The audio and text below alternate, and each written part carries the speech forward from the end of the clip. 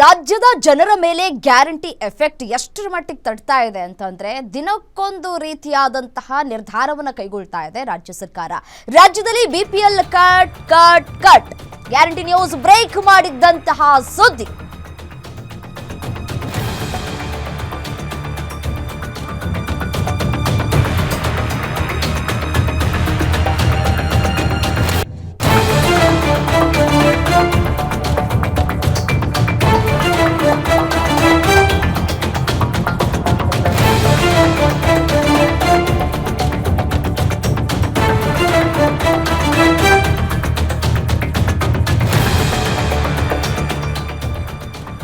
ಕಳೆದ ವಾರದಿಂದ ನೋಟಿಸ್ ಅನ್ನ ಕೊಡ್ತಾ ಇದೆ ಸರ್ಕಾರ. 1.2 ಲಕ್ಷ ಆದಾಯ ಇದ್ದವರಿಗೆ ನೋಟಿಸ್ ಅನ್ನ ಕೊಡ್ತಾ ಇದೆ.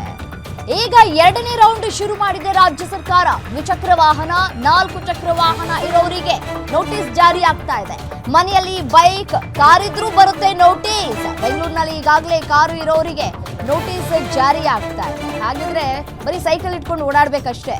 ಸೈಕಲ್ ಇಟ್ಕೊಂಡು ಓಡಾಟ ಮಾಡಿದವ್ರಿಗೆ ಬಿಪಿಎಲ್ ಕಾರ್ಡ್ ಕೊಡ್ತೀವಿ ಅಂತ ಹೇಳಿ ರಾಜ್ಯ ಸರ್ಕಾರ ಅಧಿಕೃತವಾಗಿ ಘೋಷಣೆ ಮಾಡಿಬಿಟ್ರೆ ಒಳಿತು ಅಂತ ಕಾಣಿಸುತ್ತೆ.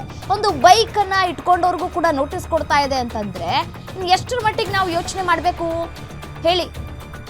ಒಂದು ಬೈಕ್ ಅನ್ನ ತೆಗೆದುಕೊಳ್ಳೋದಕ್ಕೆ ಸಾಲ ಸೋಲ ಮಾಡಿ EMI ಅನ್ನ ಕಟ್ಕೊಂಡು ಈ ಬೆಂಗಳೂರಿನಲ್ಲಿ ಇರುವಂತಹ ಟ್ರಾಫಿಕ್ ಸಮಸ್ಯೆಯಿಂದಾಗಿ ಒಂದು ಬೈಕ್ ಇಟ್ಕೊಂಡು ಓಡಾಡಿದ್ರೆ ಅಟ್ಲೀಸ್ಟ್ ಸಮಯದ ಸರಿಯಕ್ಕೆ ನಾವು ಆಫೀಸ್ನ ರೀಚ್ ಆಗಬಹುದು ಅನ್ನುವಂತಹ ಥಾಟ್ ಇಟ್ಕೊಂಡು ಒಂದು ಬೈಕ್ ತೆಗೆದುಕೊಂಡಿರ್ತಾರೆ ಪಾಪ, ಸಾಲ ಸೋಲ ಮಾಡಿಕೊಂಡು. ಅಂಥವ್ರಿಗೂ ನೋಟಿಸ್ ಅನ್ನ ಕೊಡ್ತಾ ಇದೆ ಅಂದ್ರೆ ನೀವು ಯೋಚನೆ ಮಾಡಿ ಗ್ಯಾರಂಟಿ ಯೋಜನೆಗಳು ಎಷ್ಟರ ಮಟ್ಟಿಗೆ ಕುತ್ತನ್ನ ತಂದಿಡ್ತಾ ಇದೆ ಅಂತ ಹೇಳಿ.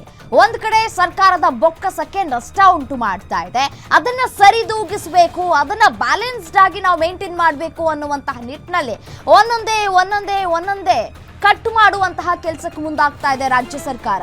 ಇಡೀ ರಾಜ್ಯದ ಜನತೆ ಇಡೀ ಶಾಪವನ್ನ ಹಾಕ್ತಾ ಇದ್ದಾರೆ. ನಿಮ್ ಗ್ಯಾರಂಟಿನೂ ಸಾಕು, ನೀವು ಕೊಡ್ತಾ ಇರುವಂತಹ ಗ್ಯಾರಂಟಿ ಯೋಜನೆಯಿಂದ ನಮ್ಗೆ ಯಾವುದೇ ರೀತಿಯಾದಂತಹ ಲಾಭಗಳಾಗ್ತಾ ಇಲ್ಲ. ತಿಂಗಳಿಗೆ 2,000 ರೂಪಾಯಿ ಆಗ್ತೀವಿ ಅಂತ ಹೇಳಿದ್ರಿ, ಅದು ಕೂಡ ಬರ್ತಾ ಇಲ್ಲ ಸರಿಯಾಗಿ. ಅದನ್ನ ಕೇಳಿದ್ರೆ ಕತೆಗಳ ಮೇಲೆ ಕತೆಗಳು ಹೇಳ್ತಾರೆ. ಇನ್ಯಾಕೆ ಬೇಕು ಈ ಗ್ಯಾರಂಟಿ ಯೋಜನೆ ಅಂತ ಹೇಳಿ.